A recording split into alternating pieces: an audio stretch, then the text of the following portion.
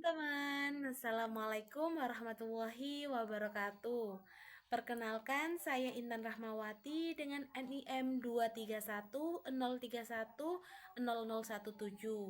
Saya salah satu mahasiswa dari Prodi Pendidikan Bahasa dan Sastra Indonesia. Di sini saya akan membuat video dan mempresentasikan mengenai teori perkembangan perilaku guna melengkapi tugas yang telah diberikan oleh Ibu Frestanti selaku dosen pengampu mata kuliah Psikologi Pendidikan. Baik, tidak usah lama-lama, mari kita masuk ke dalam materinya.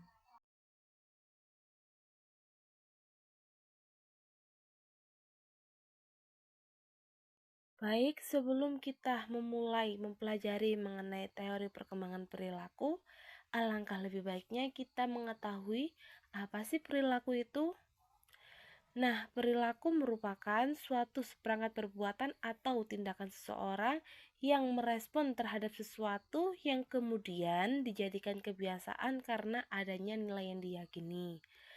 Teori berperilaku beranggapan bahwa perilaku manusia dipengaruhi oleh rangsangan atau stimulus yang muncul dari lingkungan eksternal atau sekitar. Baik, dari banyaknya teori perkembangan perilaku manusia, di sini saya hanya akan menyebutkan 4 teori perkembangan perilaku. Yang pertama adalah teori Sigmund Freud. Nah, teori ini mengemukakan bahwa pengalaman yang didapatkan anak saat kecil dan pemikiran dari alam bawah sadarnya akan menentukan perilaku seseorang. Sigmund Freud juga mengemukakan bahwa setiap tahapan usia anak akan mengalami perbedaan hawa nafsu. Teori ini mengemukakan bahwa jiwa terdiri dari 3 aspek. Yang pertama adalah id, yang kedua adalah ego, dan yang ketiga adalah superego. Id adalah bagian paling primitif dari kepribadian seseorang yang merupakan sumber dari semua dorongan yang paling dasar. Id sepenuhnya tidak disadari dan berfungsi sebagai sumber seluruh energi libidinal. Nah, untuk ego adalah komponen kepribadian yang berhubungan dengan realitas dan membantu memastikan bahwa tuntutan id dipenuhi dengan yang realistis, aman, dan dapat diterima secara sosial. Sedangkan superego adalah bagian dari kepribadian yang menampung semua moral dan standar internal yang kita peroleh dari orang tua, keluarga, masyarakat pada umumnya. Freud juga percaya bahwa sebagian besar perilaku manusia dimotivasi oleh 2 naluri penggerak. Yang pertama adalah naluri hidup dan yang kedua adalah naluri kematian. Baik, yang kedua adalah teori Erik Erikson. Nah, teori ini juga dikenal dengan nama teori psikososial, yang dimana Erik Erikson berpendapat bahwa interaksi sosial dan konflik yang dialami seseorang sejak kecil akan menentukan karakteristiknya di masa depan. Erikson juga mengajukan 8 tahapan yang harus dilewati dalam proses perkembangan, yang dimana pada setiap tahapan terdapat sebuah konflik yang harus dihadapi dan diselesaikan agar kita mendapatkan perkembangan yang normal. Yang pertama, pada usia 0-18 bulan terdapat tahapan trus dan mistrust. Nah, di sini mistrust menjadi salah satu konflik yang harus dihadapi anak pada tahap perkembangan ini. Sedikit mistrust memang baik, tetapi jika terus-menerus, maka anak akan tumbuh menjadi seseorang yang melihat dunia dengan ketakutan. Yang kedua, ada tahapan autonomi versus time yang terdapat pada usia 18 bulan sampai dengan 3 tahun. Nah, pada tahapan ini, penting orang tua untuk memberikan pilihan atau otonomi kepada anak. Yang ketiga ada inisiatif dan guilt yang terjadi pada usia 3-5 tahun. Pada tahapan ini, seorang anak mulai mengambil inisiatif dan mengontrol apa yang terjadi ketika bermain bersama teman-temannya. Pada tahapan ini, orang tua dilarang membatasi karena jika membatasi, maka anak akan tumbuh menjadi seseorang yang tanpa ambisi.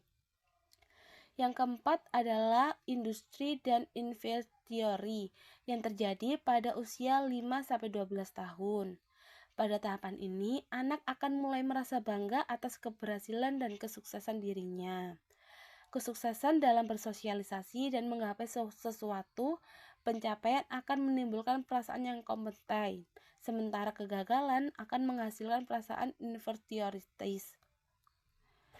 Yang selanjutnya adalah identity versus role confusion yang terjadi pada usia 12-18 tahun. Pada tahapan ini, seorang anak akan mulai mencari jati diri mereka. Mereka mencari identitas dengan cara mempertimbangkan kepercayaan, tujuan, dan nilai-nilai yang mereka pegang. Yang selanjutnya adalah intimacy versus isolation yang terjadi pada usia 18-40 tahun. Nah, pada tahapan ini, seseorang akan membangun hubungan dengan jangka panjang bersama orang lain. Selanjutnya adalah generativity versus stagnation yang terjadi pada usia 40-65 tahun. Nah, pada tahapan ini, seseorang merasa dirinya harus melakukan sesuatu yang berkontribusi pada masyarakat. Seseorang pun akan merasa senang mengetahui bahwa dirinya dibutuhkan dalam keluarga, komunitas, ataupun tempat kerjanya. Yang selanjutnya dan yang terakhir adalah ego integrity versus despair yang terjadi pada usia 65 tahun ke atas. Tahapan ini ketika seseorang melihat kembali kehidupan mereka sampai saat ini. Bila mereka merasa berhasil memenuhi tahapan-tahapan sebelumnya, mereka akan merasa bahagia dan puas. Namun, ketidakberhasilan akan berujung pada penyesalan. Yang ketiga adalah teori behavioral. Teori ini menjelaskan bahwa setiap perilaku dan karakteristik manusia dipengaruhi oleh interaksi dengan lingkungannya. Para pendukung teori ini adalah Ivan Pavlov, B.F. Skinner, dan John B. Weston. Para ahli ini sepakat bahwa pengalaman yang diperoleh seseorang dan interaksinya terhadap lingkungan akan menentukan karakternya. Menurut teori ini, seseorang terlibat dalam tingkah laku tertentu karena mereka telah mempelajarinya. Melalui pengalaman-pengalaman terdahulu, mengumumkan tingkah laku tersebut dengan hadiah. Seseorang menghentikan suatu tingkah laku mungkin karena tingkah laku tersebut belum diberi hadiah atau belum pernah mendapatkan hukuman. Karena semua tingkah laku yang baik, bermanfaat, ataupun yang merusak merupakan tingkah laku yang dipelajari. Nah, tahapan-tahapan perkembangan behavioral yang pertama adalah perubahan dapat terjadi apabila individu memperoleh bantuan atau bimbingan untuk membuat perubahan. Yang kedua, perubahan cenderung terjadi apabila orang-orang yang dihargai memperlakukan individu dengan cara yang baru dan berbeda. Yang ketiga, apabila ada motivasi yang kuat dari pihak individu sendiri untuk membuat perubahan. Yang keempat merupakan teori John Bowlby.